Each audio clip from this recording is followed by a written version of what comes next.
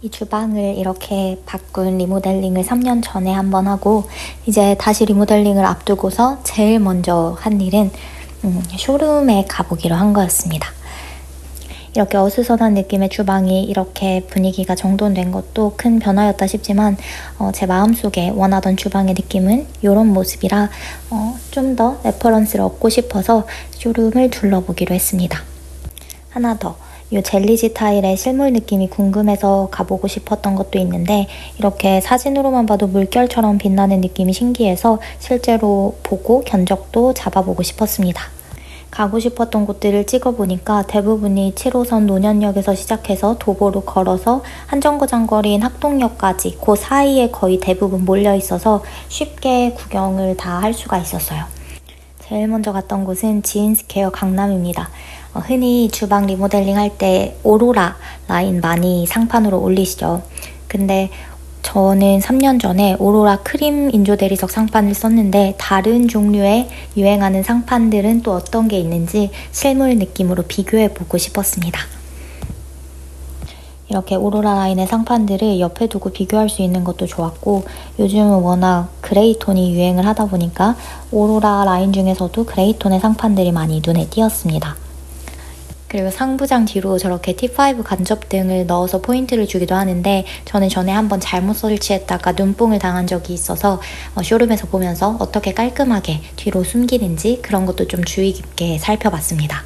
사실 샘플북으로만 보면 상판이나 타일이 전체적으로 시공됐을 때 느낌이 잘 눈에 안 들어오는데 이렇게 전체 주방에 시공된 느낌을 직접 둘러볼 수 있었던 것도 좋았고 오로라 라인뿐만 아니라 벽면에 시공할 수 있는 타일들 중에서도 예쁜 게 많이 보여서 좀 눈이 즐거웠던 것 같아요. 그 다음으로는 윤현상제의 타일을 보러 갔는데요. 예쁜 인테리어 포트폴리오마다 윤현상제 타일이 등장하는 경우가 많아서 되게 궁금했던 곳 중에 하나였습니다.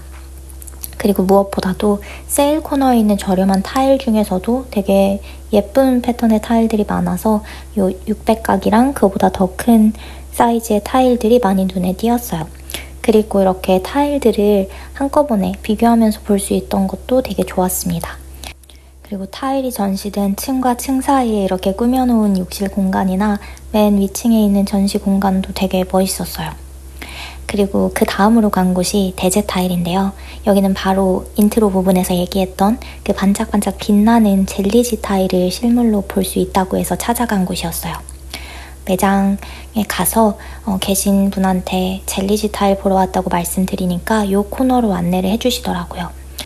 저건 가로 세로 10cm의 정사각형 모양 젤리지 타일이고 실제로 보니까 되게 빈티지한 느낌이 많이 들더라고요. 근데 막상 가보니까 저 타일보다도 제 눈을 잡아 끌었던 건 바로 저 미드웨이 부분이랑 상판에 시공된 세라믹이었습니다. 무광이면서도 저 세라믹 특유의 패턴이 실제로 보니까 정말 고급스러워서 아, 이래서 사람들이 인조 대리석 대신 세라믹 상판을 하는구나 라는 걸 느끼고 왔습니다. 그리고 가장 인상적이었던 곳은 바로 이 영림 홈앤리빙 전시장이었는데요. 저 건물 전체가 다 쇼룸입니다. 이렇게 층별로 다 카테고리들이 있고 특히나 인상적이었던 건 맨 위층에 이렇게 구현되어 있던 아펠하우스라는 쇼룸이었어요. 이 공간을 평형에 맞게 주방 공간, 드레스룸 공간, 거실 공간 등을 다 실제 집처럼 구현을 해놔서 정말 웅장한 느낌이 들었고 각각의 소재나 마감재들이 한 번에 어우러졌을 때 어떤 느낌인지도 볼 수 있어서 좋았어요. 그리고 제가 정말 요즘 관심 있게 보고 있는 저렇게 후드 일체형으로 된 인덕션도 설치되어 있는 걸 볼 수가 있었고요. 정말 신기한 거 투성이었는데 이렇게 싱크볼까지도 상판 소재랑 통일시킨 것도 엄청 눈에 띄었습니다.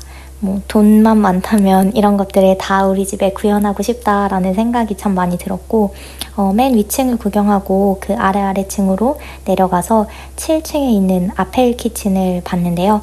이 층은 키친 관련된 것들만 전시가 돼 있는 쇼룸이었어요.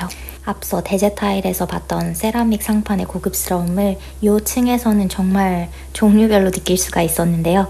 이렇게 실제로 보니까 저 무광이랑 패턴들의 느낌이 정말 고급스러웠고 포그 그레이 색상의 주방 도어들과도 굉장히 잘 어울린다는 느낌이 들었어요.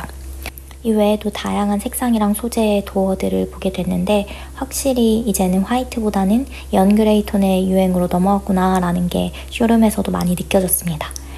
그리고 역시나 여기에서도 저렇게 선반 밑에 간접등으로 설치된 부분을 유심히 보면서 저걸 반셀프로 구현할 때는 어느 공정에서 어떻게 부탁드려야겠다라는 것들을 좀 고민을 많이 했습니다. 그리고 또 좋았던 건 이렇게 다양한 패턴의 칸스톤들을 비교할 수 있었던 거랑 실제 시공된 전체적인 모습을 다양하게 볼 수 있었다는 거였는데요.